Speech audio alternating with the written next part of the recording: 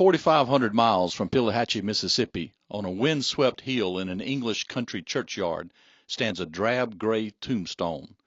Bleak and unpretentious, it leans slightly to one side, beaten slick and thin by the blast of time. The quaint stone bears an epitaph not easily seen unless you stoop over and look closely.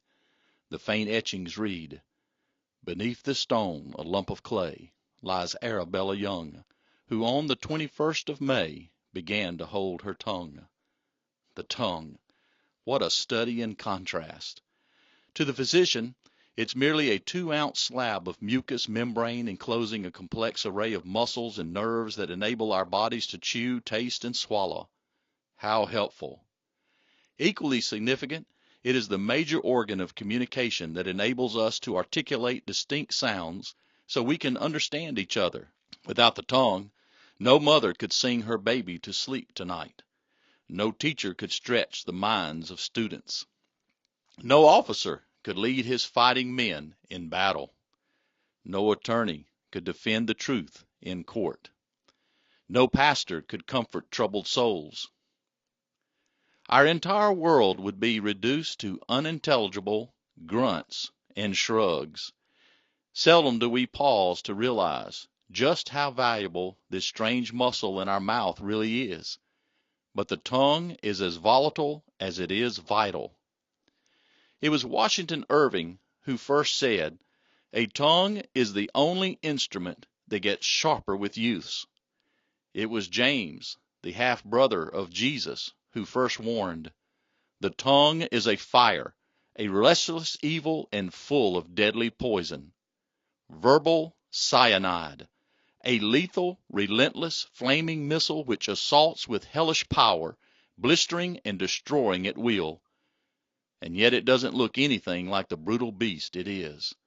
Neatly hidden behind ivory palace gates, its movements are an intriguing study of coordination. It can curl itself into a cheery whistle or manipulate a lazy afternoon yawn. With no difficulty, it can hold a thermometer just so. And it is tricky. It can help you enjoy the flavor of a peppermint stick as you switch it from side to side without once getting nipped. Moments later, it can follow the directions of a trumpeter, allowing him to play without a single miscue. But watch out. Let your thumb get smashed with a hammer or your toe get clobbered on a chair, and that slippery creature in your mouth will suddenly play the flip side of its nature.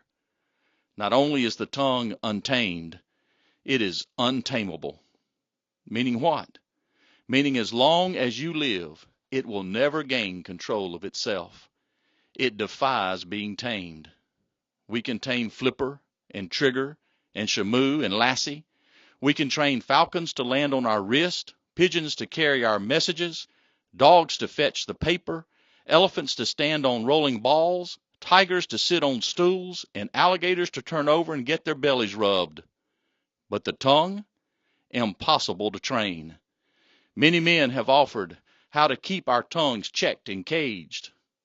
William Norris, the American journalist, once wrote, "If your lips would keep from slips, 5 things observe with care: to whom you speak, of whom you speak, and how and when and where." Publius, the Greek sage, said, "I have often regretted my speech, never my silence." King David put it best in Psalm 39, "I will guard my ways, that I may not sin with my tongue. I will guard my mouth with a muzzle." That's what it takes. With your Lord's help, take these 3 first steps to tame the tongue. Number 1, think first. Before your lips start moving, pause 10 seconds and preview your words.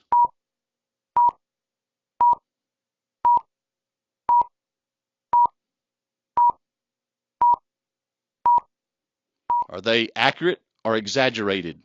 Kind or cutting? Grateful or complaining? Number 2, listen more and talk less. Your chances of blowing it are directly proportional to the amount of time you spend with your mouth open. Try closing it for a while. Compulsive talkers find it difficult to keep friends. I always ask children during vacation Bible school this important question: Why did God give us 2 ears and only 1 mouth? Because he expects us to listen twice as much as we talk. Number 3, start today. Arabella Young waited too long.